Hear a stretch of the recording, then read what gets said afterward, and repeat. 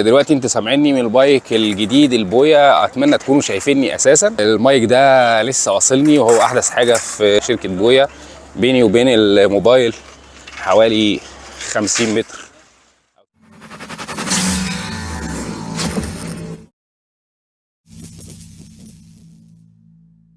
تحياتي، والنهارده جايب لكم حاجه اختراع، حاجه جميله جدا من الحاجات اللي لفتت انتباهي على النت، وقلت لازم اجيب حاجه فيها محترمه، لان في منها كتير جدا حاجات انبراندد وحاجات ملهاش اسم، ولكن انا قلت لازم اجيب حاجه تكون ماركه وحاجه تكون قويه عشان اقدر اطور من المعدات بتاعتي، وتبقى المعدات بتاعتي معده قويه اقدر اطلع لكم بيها فيديوهات تكون الجوده بتاعتها عاليه. النهارده انا جايب لكم مايك قوي جدا لسه نازل من شركه بويا، وانتم عارفين ان شركه بويا شركه رائده في مجال المايكات، والمايك ده مايك استثنائي هتشوفوه دلوقتي معايا. ولكن اللي وصل لحد هنا يعمل لايك واشتراك علشان تشوفوا كل الجديد معايا على قناه بازار الهواري. يلا نبدا بفتح علبه المايك ونشوف المايك شكله ايه ونرجع نتكلم عنه باستفاضه. ده المايك الجميل اللي انا جبته، هوريكم فتح العلبه بتاعته. المايك ده لسه محدش جابه في مصر لانه لسه نازل من بويا. المايك ده نازل اشكال منه كتير هتشوفوها في الفيديو كده، هطلعها لكم على جنب كده موجوده على النت، ولكن هيهات في فرق كبير جدا في الاستعمال بينها وبين المايك ده. المايك ده مخصص للاندرويد، تليفونات الاندرويد، وكاتبين هنا انه مخصص للاندرويد عشان هنا تايب سي و50 متر، وده الموديل بتاعه وايرلس مايكروفون سيستم، ودي عشان تعرف اذا كان اوريجينال ولا مضروب. هنا برضو جايبين لك المنظر بتاع المايك، بيقول لك ان هو الاحسن حاجه يعني في الريكوردنج، هو مايك صغير جدا ولكنه احترافي.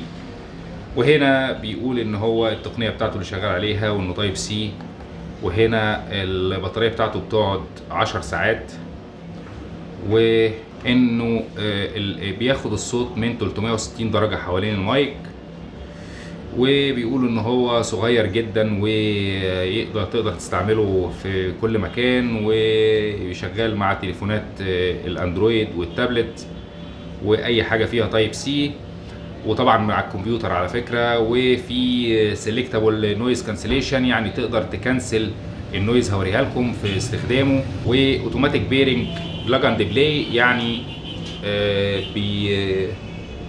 بيتصل بالجهاز اوتوماتيكي، وتحط القطعه اللي بتتحط في التليفون خلاص كده اشتغل، ما بيحتاجش اي برامج. والجميل فيه انك تقدر تشحن التليفون من خلال قطعه الريسيفر اللي بتبقى موجوده في واخده المكان بتاع التايب سي وانت بتستخدمه.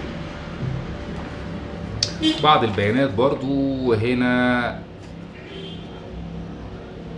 بيقول ان هو لليوتيوب والاي بوك واللايف ستريمينج، وده شكل العلبة. نفتح العلبة الجميلة، بسم الله الرحمن الرحيم. نفتحه من تحت اسهل. ايوه نفتحه من تحت اسهل. بسم الله السلام.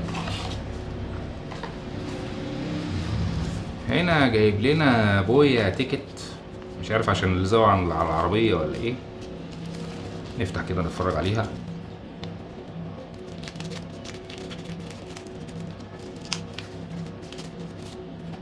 الضمان مثلا يمكن، لان هو عليه ضمان 2 سنين، وده زي بالتعليمات مفيهوش لغة عربية، وانا جايبه من امريكا بس يعني مفيش. ده تيكت عشان اللي زاوية، واحد على العربية وواحد على الفيسبا. وده بقى الله، ده بقى اللي بيقول لك ان ده اوريجينال، يعني اللي بيعملوا الحاجات ديت مش هيعرفوا يضربوه. ما علينا. هنا جايب لك 2 تايب سي علشان الفيرجن ده اللي احنا جايبينه 2 مايك وواحد ريسيفر، يعني هنحط الريسيفر ده في الموبايل، والاتنين مايك دول هيبقوا في تليفون في شخصين مختلفين.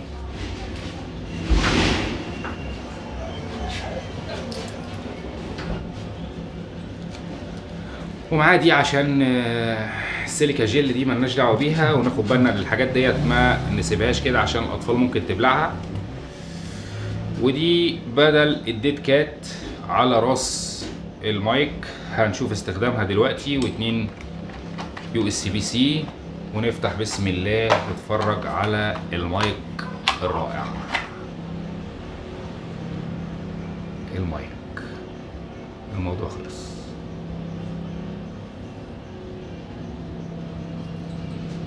بويا، والموديل بتاعه ده مشبك ناشف قوي قوي. ده الباور بتاعه، بويا من هنا صغير جدا. وزنه على العلبة بتقول يعني ان وزنه 8.5 جرام. ده 8.5 جرام، في منه قطعتين،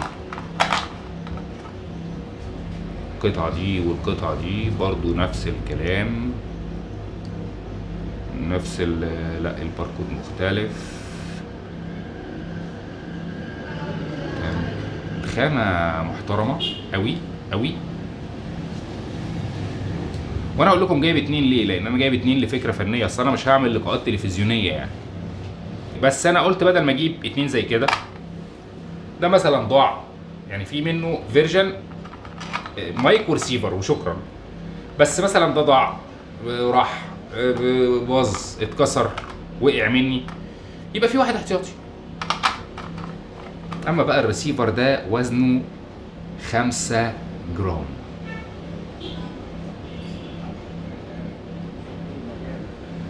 ده الغطا، بنشيل الغطا من هنا، دب في الموبايل، بقيت على الهواء. وطبعا هتشغل ده طبعا بيشحن بتايب سي، بيقعد حوالي ساعة ونص يشحن، بيديك 10 ساعات استخدام لده او ده.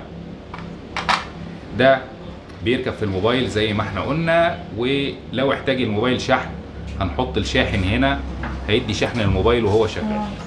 هنا بقى دي معمولة ليه؟ عشان لو رحنا في حتة فيها هوا جامد هنروح عاملين كده، دي بتلبس كده يعني ايه على الهوا، خلاص كده هيبقى الصوت واضح ونقي وجميل. المايك اللي انا بكلمكم منه برضو مايك بويا، انا جايبه من امريكا، كومباكت مايك سمارت، صغير جدا ولكن صوته زي ما انتم سامعيني. ده كده مش المايك بتاع الموبايل.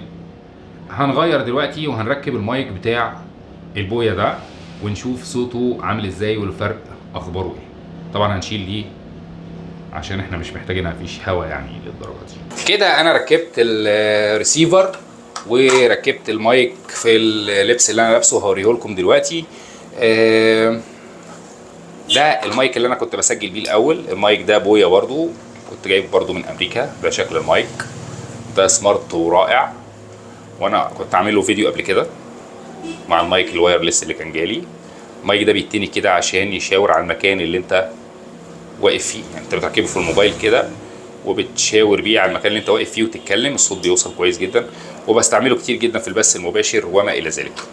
ولكن دلوقتي انا بكلمكم من البويا الجديد الوايرلس الصغنن جدا ده، اللي مش حاسس ان انا مركبه اساسا في القميص اللي انا لابسه، والموبايل مش حاسس بيه ان هو راكب فيه في الجنب.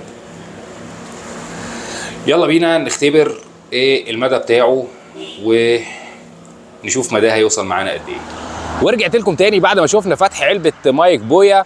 المايك ده حجمه صغير جدا جدا لدرجة ان انا مش عارف انتوا شايفينه دلوقتي وانا مركبه ولا لا، ولكن المايك حجمه صغير جدا، مش باين خالص وباين الصوت بتاعه. انا دلوقتي شغال على الصوت العادي، ممكن نغير دلوقتي ونخليه على الصوت اللي فيه النويز كانسليشن. دلوقتي انا بكلمكم وهو عملت الموبايل على نويز كانسليشن بدوستين، وهنروح نتفرج على فيديو نشوف فيه البعد اللي نقدر نوصل له بالمايك قد ايه عن الموبايل، وارجع لكم تاني. دلوقتي انتوا سامعيني من المايك الجديد البويا، اتمنى تكونوا شايفيني اساسا. المايك ده لسه واصلني وهو احدث حاجه في شركه بويا. بيني وبين الموبايل حوالي 50 متر او 60 متر، مش عارف بقى الصوت واضح ولا لا. وهو الصوت دلوقتي الصوت الطبيعي والعادي بتاعه، الصوت ده من غير النويز كانسليشن. دلوقتي بيني وبينه حوالي 25 متر 30 متر، وانا متجه للموبايل كده.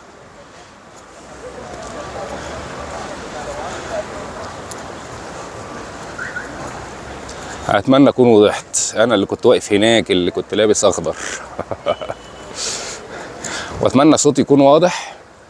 ده الرينج بتاعه. دي حاجه. الحاجه التانيه انا عايز اوريكم دلوقتي ازاي بتعملوا النويز كانسليشن. نويز كانسليشن دوس على المايك دوستين كده كده، بقينا في حاله النويز كانسليشن. كده اظن الصوت اوضح واقوى. خلونا نبعد شويه ونشوف هيبقى وضعه ايه.